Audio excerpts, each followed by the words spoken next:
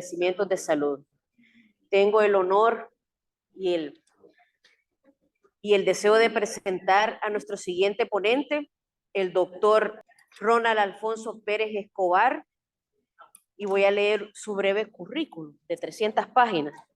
Doctorado en Medicina en la Universidad de El Salvador en 1998, con posgrado en Pediatría en el Hospital Nacional de Niños Benjamín Bloom y la Universidad de El Salvador. Diplomado de Atención Integral de Adolescentes con enfoque de Derecho y Género de la Universidad de La Rioja, España, en 2019-2020, y director médico de la Fundación Infantil Ronald McDonald, Fundación Local de Ronald McDonald House Charity, del 2005 a 2010, coordinador académico del área clínica de pediatría de la Universidad Evangélica de El Salvador, 2017-2019. Ha tenido funciones como expresidente de la Asociación de Pediatría de El Salvador, expresidente y actual asesor del Comité de Adolescencia de la Asociación Latinoamericana de Pediatría, es miembro de la Confederación de Adolescencia y Juventud Iberoamericana de Italia y el Caribe, y actualmente se desempeña como director de Política y Gestión en Salud del Ministerio de Salud desde agosto de 2019 a la fecha. Recibamos con un fuerte aplauso al doctor Ronald Pérez.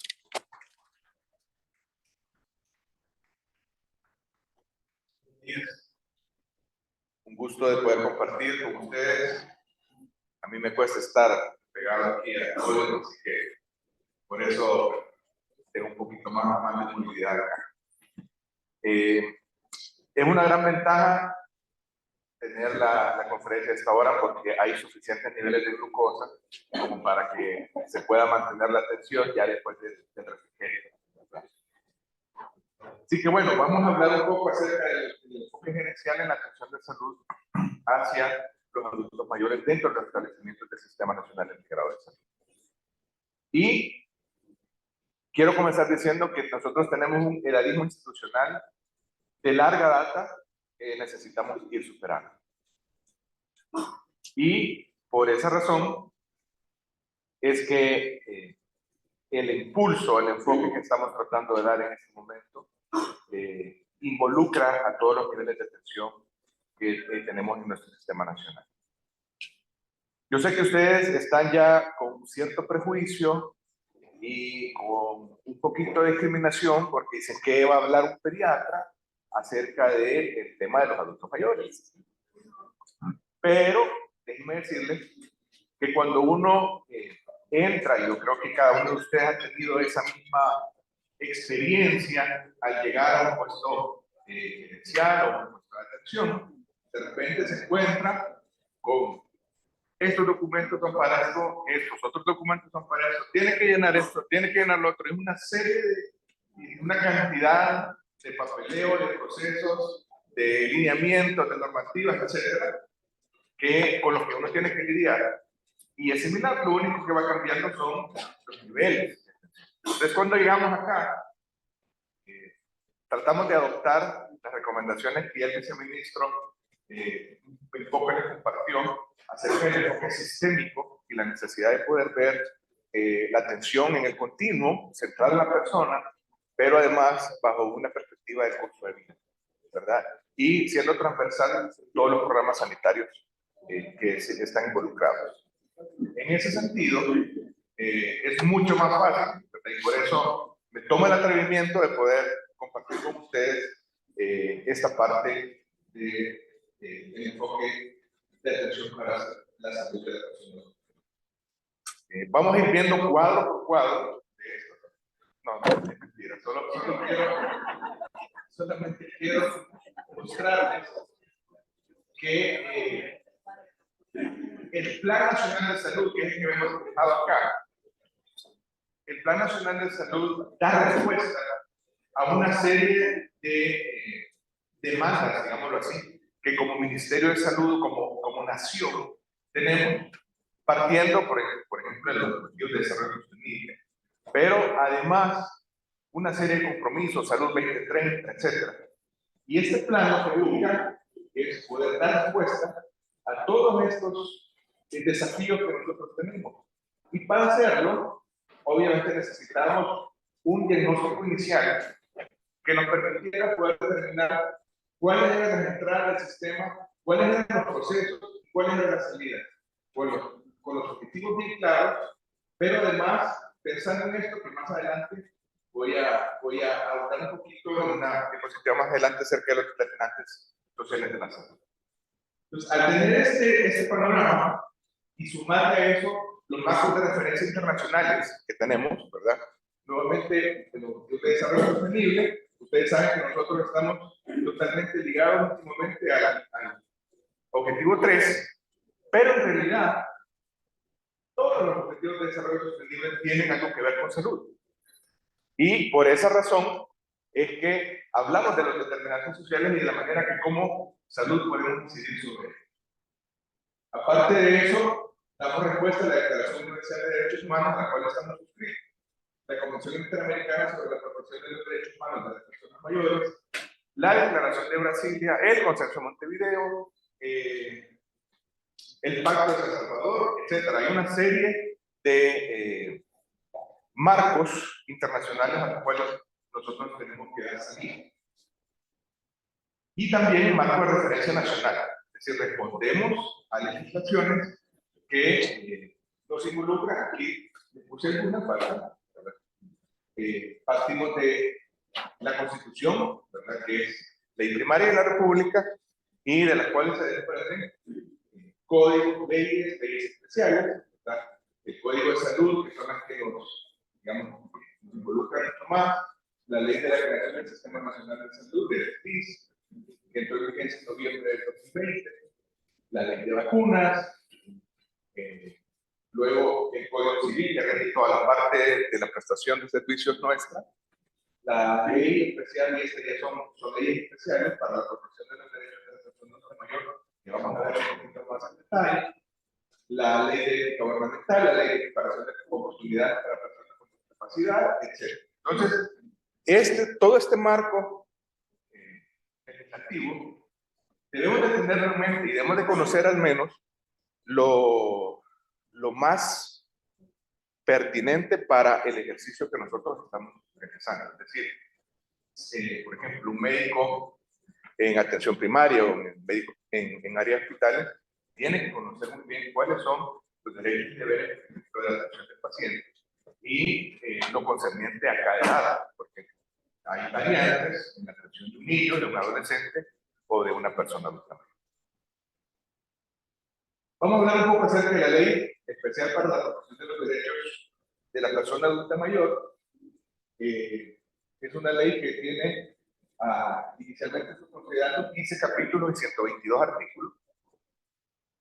Se da por decreto legislativo número 817 y el 27 de enero de 2021 se aprueba y se publica en el diario oficial el 22 de abril de 2020. La vigencia tiene ya un año, a partir del 1 de enero de 2022, pero había una excepción que era lo relativo a los procedimientos administrativos sancionadores para los centros de detención, el cual entró en vigencia este 1 de enero, es decir, ya está vigente. ¿Qué implicaciones tiene esto? ¿De qué manera nosotros nos relacionamos con eso? Bueno, en cuanto a los procedimientos administrativos, a quienes aprobaban el funcionamiento de los centros de detención para adultos mayores era el Consejo Superior de Salud Pública. En este momento, bajo la nueva ley, la aprobación y la inspección de todos estos centros pasa al CONAIPAM. Estamos entonces en un limbo, ¿verdad? Porque se está haciendo la transición todavía para poder asumir esa responsabilidad. ¿Cuál es nuestro papel o cuál es nuestro rol acá? Bueno, nos interesa, por ejemplo, que cada establecimiento de los centros de atención, sea un centro de atención de día, un centro de atención permanente, etcétera, tenga muy claro lineamientos en cuanto a la atención de la persona adulta mayor, porque de esa manera estamos armonizando lo que se hace en un asilo gubernamental o un asilo que es auspiciado por el gobierno, a un asilo que es auspiciado por una organización religiosa, a uno que es por una organización no gubernamental, incluso a los que tienen fines de lucro. Entonces, teniendo esto claro, nosotros le damos herramientas al CONAIPAM para que pueda, en base a eso, hacer las autorizaciones y el posterior monitoreo de estos. ¿Qué es lo que dicen algunos artículos relevantes de la ley. En primer lugar, yo quiero centrarme en esta paradigma, ¿verdad? Garantizar. ¿Qué es lo que garantiza esta ley? ¿Qué es una garantía? ¿Qué es lo que garantiza el reconocimiento y el pleno goce y el ejercicio en condiciones de igualdad de todos los derechos humanos y libertades fundamentales de la persona adulta mayor? También ya vamos a desglosarlo un poco. Y en el 3, el Estado debe garantizar también para estas personas adultas mayores políticas, planes, programas, normativas, acciones, etcétera, para que se pueda lograr ese objetivo. ¿Cuáles son los principales o los principios rectores? Bueno, dignidad, debemos de saber que la persona adulta mayor sigue siendo sujeta de derecho, tal cual como lo es desde la persona no nacida hasta el ocaso de su vida. Esos derechos no van a cambiar. La igualdad, la equidad, la no discriminación, bienestar, independencia, participación, solidaridad, la atención y la protección integral. Si bien es cierto, cada uno de estos son principios rectores que podemos verlo de manera independiente, en algún momento también se cruzan, ¿verdad? Porque en el momento que nosotros, por ejemplo, estamos dignificando a esta persona, estamos siendo efectivos y estamos no discriminando, brindando bienestar a la atención de la persona. En cuanto a los derechos de las personas adultas mayores, tienen derecho a no ser discriminadas, a la integridad personal, a un trato digno, al respeto a su honor, a la intimidad personal. Y, a ver, yo sé que es todo un reto, yo sé que hay directores de hospitales aquí, es todo un reto el tema de poder atender de manera digna a una persona adulta mayor, por ejemplo, que no tiene, o que tiene problemas de movilidad y que no puede desplazarse adecuadamente, que hay que, por ejemplo, dar un baño ahí en su cama del personal de enfermería, y que muchas veces por limitantes, aunque quisieran, no hay ni siquiera un biombo para poder colocar ahí y poder hacer eso, darle intimidad personal. Yo no me imagino estando totalmente desnudo frente a 3 o 4 personal que me está atendiendo y exponiéndome también a cualquier persona que pase ahí enfrente de la cama. Entonces, ese es un tema de dignidad. La autonomía y la independencia, y es bien importante porque muchas veces también por un tema no lo voy a llamar comodidad, pero digamos de asegurarse que al paciente no le pase nada. La enfermería no permite que se movilice. Y es muchas veces un paciente que puede hacer, o sea, él podría levantarse y con el cuidado debido ir al baño. Pero lo dejamos ahí, limitado a su cama. ¿Verdad? Y esto, obviamente, si una estancia es larga, vamos a estar afectando de alguna manera esa autonomía y esa independencia que ya tenía previo a la llegada. El derecho a la movilidad y al libre tránsito. Esto es más probablemente, digamos, de obras públicas, pero también tenemos nosotros nuestra parte, porque no tenemos muchas veces instalaciones amigables para que el adulto mayor se pueda desplazar. No hablamos solo de rampas, o no hablamos solamente de pasamanos, sino que la disposición de los mismos servicios, ¿verdad? El pobre pasa consulta acá y la farmacia está al otro extremo, ¿verdad? Entonces tiene que caminar todo el hospital para poder llegar hasta allá. Entonces, todos esos son puntos que de alguna manera nosotros debemos de irlos considerando. Recibir la asistencia integral médica, profesional y odontológica. Ya mis antecesoras hablaron acerca de la pediatría y la gerontología, a recibir los cuidados colectivos, a gozar de un entorno medioambiental sano y accesible.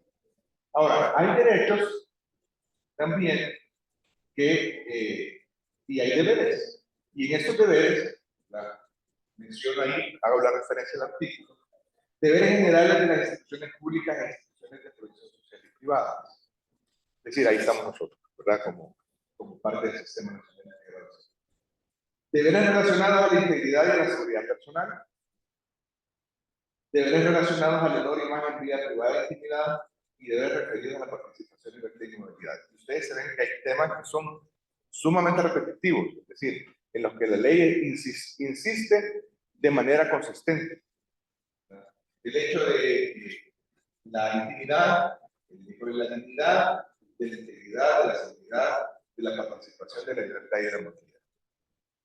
Veamos ahora un poco acerca de los deberes en salud, que son los que nos interesa conocer de una mejor manera. Bueno, el Estado, a través de todas las instancias públicas del Sistema Nacional Integral de Salud, deberá cumplir con lo siguiente. Primero, desarrollar políticas, planes, programas, normativas, acciones que garanticen la atención de salud, nutrición y rehabilitación de una manera integral.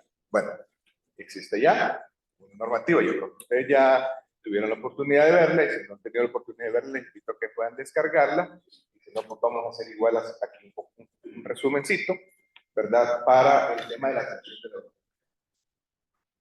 Brindar la atención de emergencia. Hay una cosa más, se me olvidaba, estamos trabajando también en lineamientos que van a ser para todos estos hogares de cuidado, ¿verdad? Los hogares de día o de cuidado. Brindar atención de emergencia a cualquier persona adulta mayor, independientemente si encuentra posibilidad social o no. Y aquí, quizás tomo un ejemplo nada más, en qué sucede, por ejemplo, con un adulto mayor que llega inconsciente, que llega sin familiar, que probablemente tuvo un accidente en la calle o es un indigente, ¿verdad? Que está en condición de calle, y llega a la emergencia de cualquiera de nuestros hospitales. ¿Cuál es el deber que tenemos como personal de salud para con esta persona?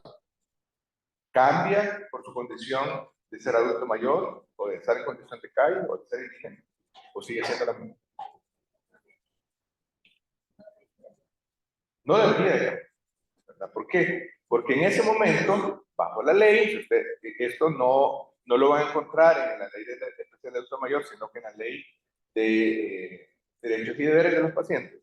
El médico es quien asume la responsabilidad si no está esta persona responsable y si la persona está inconsciente y no está en uso total o sus facultades cognitivas para poder tomar una decisión, etc. Es el médico quien asume en ese momento esa responsabilidad, las decisiones que deben tomar.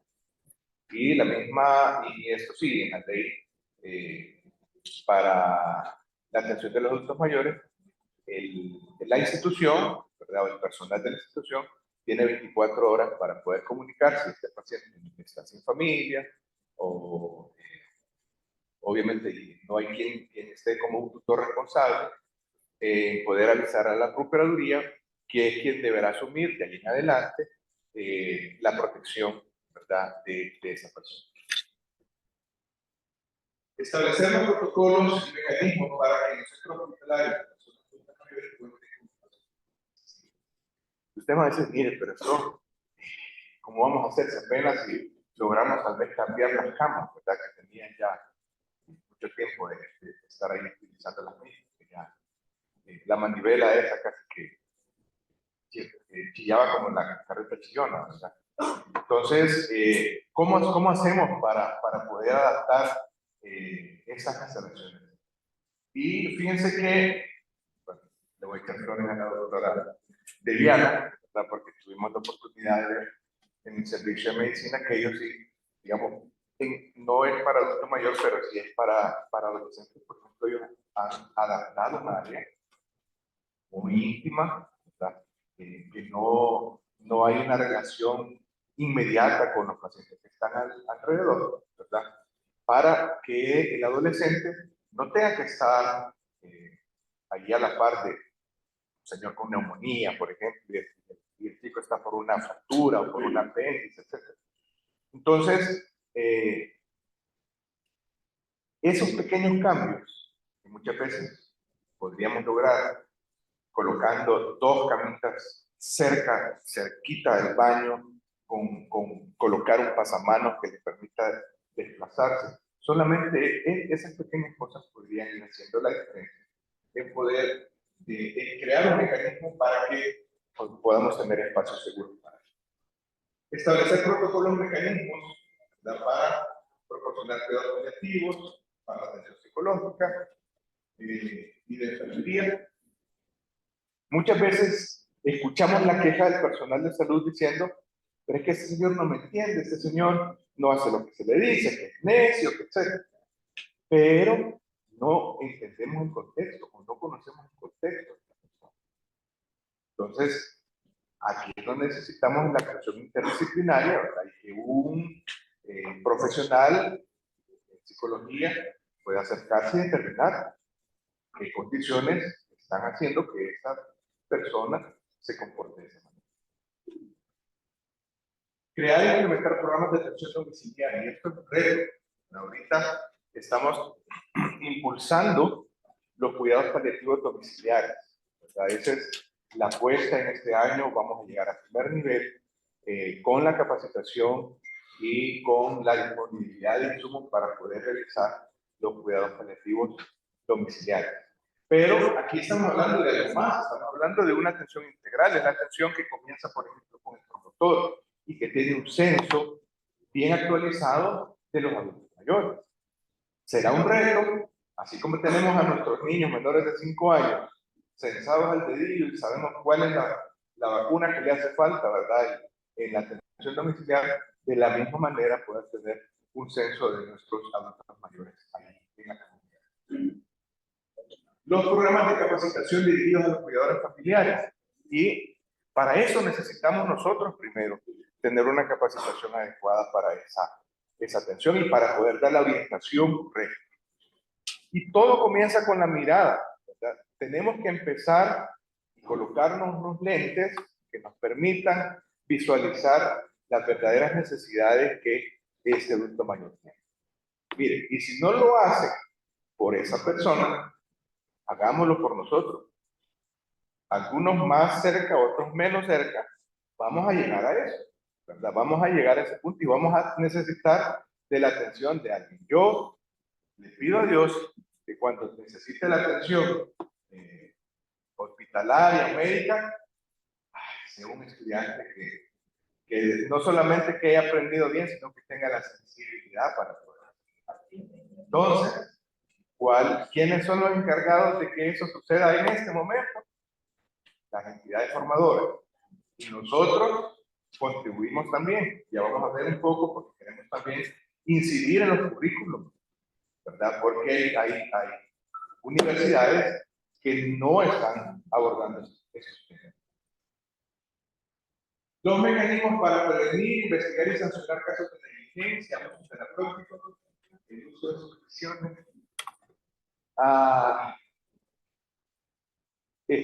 Antes era muy común, ahora, gracias a Dios, ha disminuido, pero todavía en algunas ocasiones podemos ver personas adultas mayores que están sujetas en la cama por el motivo que sea. Y digo, puede ser que sea necesario, pero todo tiene el momento, el tiempo y es algo que puede ser permanente. No podemos tener sujeto a una persona 48, 72 horas. Tenemos que ver nuevamente cuál es la causa o la raíz de lo que eso está sucediendo, tratarlo, obviamente. Si es una herencia senil y este paciente no llevó su medicación, no le está tomando, tenemos que buscar la manera de poder restituirlo y de esa manera lograr que él esté tranquilo dentro de la institución. Imagínense qué difícil puede ser para una persona que se despierta en un lugar que no es su casa, que ve a personas que no conoce, que tal vez podrá ver a un familiar una hora, con suerte, al día, si no 3 veces a la semana, y tener que desempeñarse dentro de esa actividad difícil. La disponibilidad entre los medicamentos necesarios, yo creo que aquí la pandemia nos hizo dar fuertes pasos en este tema en cuanto a la entrega domiciliaria de medicamentos. La idea es poder hacerla de una manera sistemática y ampliada para que no falte la los medicamentos para estos pacientes con enfermedades crónicas. Y los mecanismos para formar, y es lo que les mencionaba yo, formar geriatras y neurólogos, está dentro del derecho, así como programas para la formación de personal. ¿Cuántos, preguntaba la licenciada de la Procuraduría al inicio, cuántos geriatras tenemos en el Sistema Nacional de Salud? ¿Cuántos geriatras hay en todo el país? 14. O sea, uno por departamento. Apenas uno por departamento. Y no están en todos los departamentos, obviamente. No. En este momento, la preparación de la geriatría ha sido fuerte. Pero tenemos ya listo un pensum para la formación de geriatras acá. Logramos cristalizarlo el próximo año. Entonces, es lo que le mencionaba acerca de que necesitamos, aparte del personal especializado, también la sensibilidad del resto del personal. ¿Cómo trabajamos? Y me voy a meter un poquito en el tema de adolescentes, porque creo que es un ejemplo pertinente. ¿Cómo hemos trabajado sin adolescentólogos? No tenemos adolescentólogos en el país. Tenemos algunos con formación empírica, ¿verdad?, que hemos logrado hacer algunos cursos, pero no hay una formación de una residencia, por ejemplo, como hay en otros países, de 3 años, tal cual medicina interna o pediatría, en formación de salud integral del adolescente. Entonces, ¿cómo hemos logrado ir alcanzando las metas del programa? Es haciendo capacitación con nuestro personal de primer nivel, el médico de servicio social, el médico que está ahí general en la consulta de 8 horas de la unidad de salud, con el médico de familia, con la enfermera, con el psicólogo, tratando de cambiar, como les decía, esa mirada hacia los adolescentes y conocer sus necesidades. Es un mundo aparte, no tienen las mismas necesidades que los niños, ni tienen las mismas necesidades que el adulto. Igual sucede acá.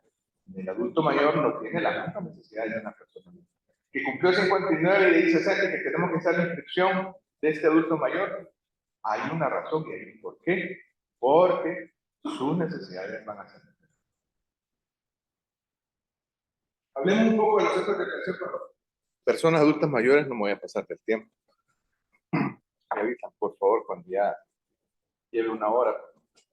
Los centros de atención para personas adultos mayores son aquellos establecimientos que están registrados conforme a la ley y que evitan estos servicios, ¿verdad?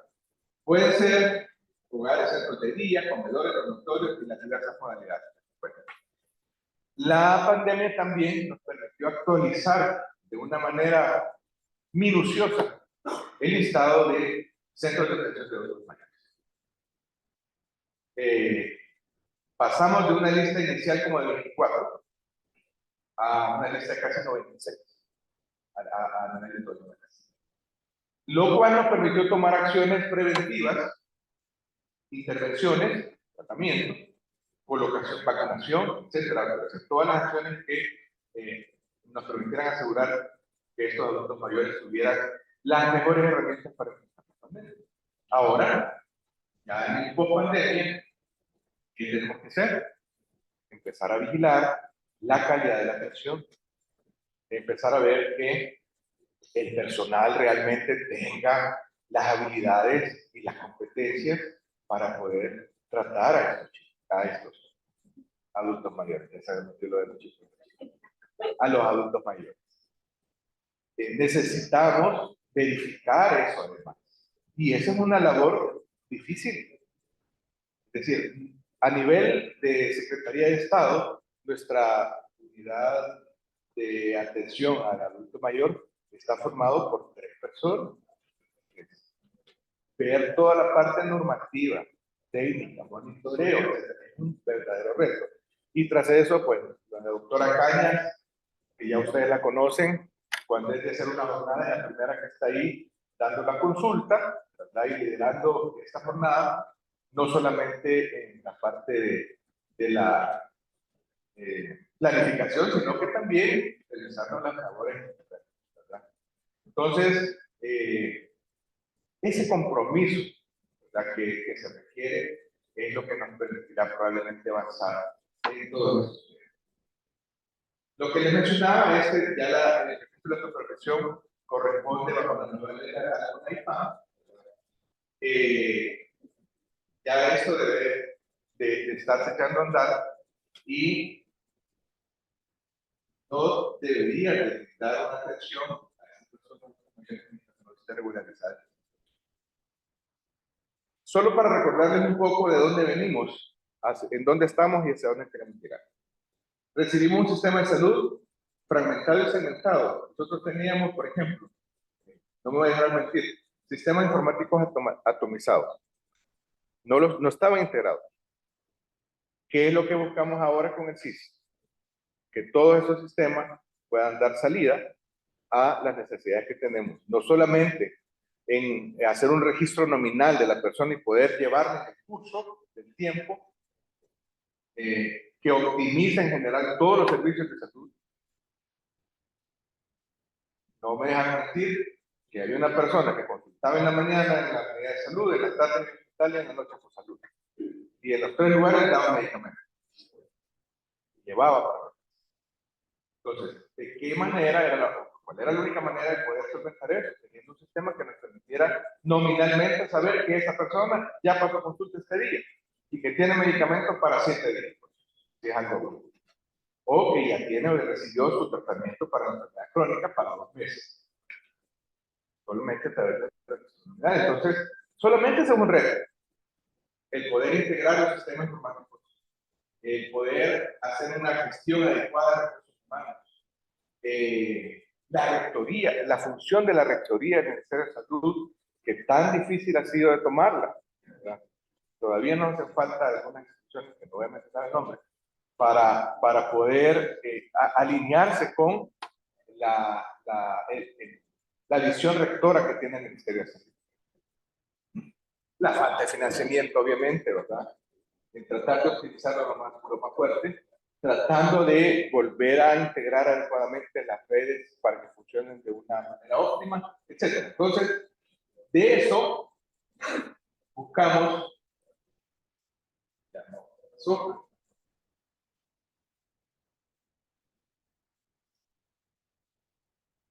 establecer los procesos básicos, los procesos pilares del sistema, que es el enfoque ciclo de vida, ¿verdad? Y el abordaje integral del proceso de salud y enfermedad.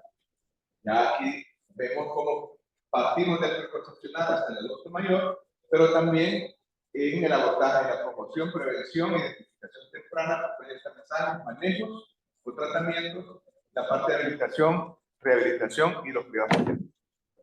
Si resumimos nosotros, no en la parte rectora, sino que en la parte de atención, estos son los pilares. Ahí lo vemos un poquito más desagregado, ¿verdad? En este caso nos interesa, por ejemplo, el tema del adulto mayor con enfermedades crónicas sensibles. En el caso si este adulto mayor está en tratamiento con tuberculosis, que tiene una condición de tuberculosis,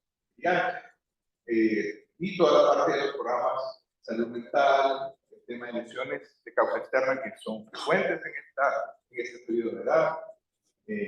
Si además de eso esta persona tiene una discapacidad, si es parte de un pueblo indígena, ¿verdad? Las jornadas del año pasado para adultos mayores todas se realizaron con poblaciones indígenas, ¿verdad? Porque también tienen una doble condición de discriminación.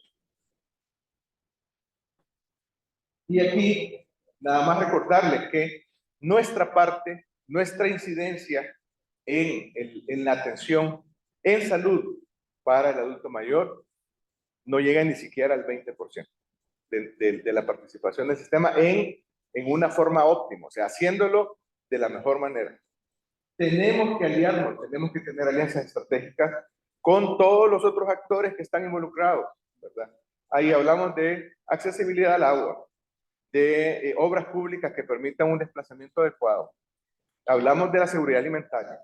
Hablamos de toda la parte social, cultural, áreas de recreación, temas de salud mental. Todo eso que escapa a nosotros como sistema y que le corresponden a otras instituciones con las cuales debemos de establecer esa sinergia ¿verdad? Y esa coordinación intersectorial.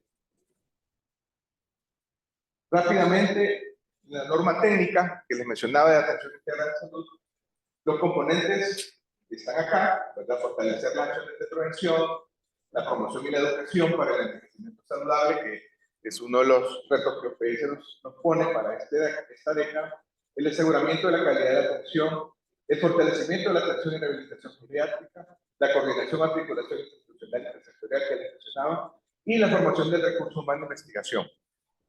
Y esto va desde el pregrado, ¿verdad?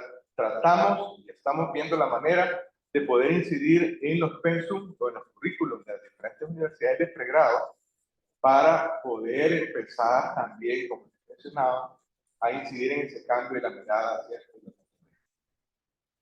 nuestros 3 niveles de atención, ¿verdad? Cada uno pues con sus diferentes desafíos, y quisiera nada más finalizar mencionando este reto. Las unidades geriátricas es la apuesta de la unidad de atención integral del adulto mayor en este año. Unidades geriátricas de Urro en el segundo y el tercer nivel. ¿Por qué? Porque si establecemos un modelo que pueda ser replicable, que no implique una inversión enorme, que puedan ser esas 2 camitas iniciales que podamos tener sumamente accesibles con la facilidad para el adulto mayor de bajarse con gradas adecuadas, no de las que están así medio cojas, ¿verdad? Y que son así de chiquitas, con los manerales y con las barandas de las camas que se puedan asegurar bien. Todos esos detalles pequeños, pero que hacen una diferencia grande y que no requieren una inversión enorme, ¿verdad? Entonces, estas unidades van a estar destinadas a poder atender la patología médica aguda. Que no estamos pensando en que este adulto mayor va a permanecer un mes en el hospital. Es poder resolver su patología aguda y poder derivarlo hacia donde debe de ser. Las líneas de acción, ¿verdad? La parte de la calidad de atención, todo el continuo desde el diagnóstico, el tratamiento adecuado y si se necesita en algún momento los cuidados paliativos, obviamente también. El desarrollo del talento humano nuevamente aparece aquí y el contenido curricular que les mencionaba.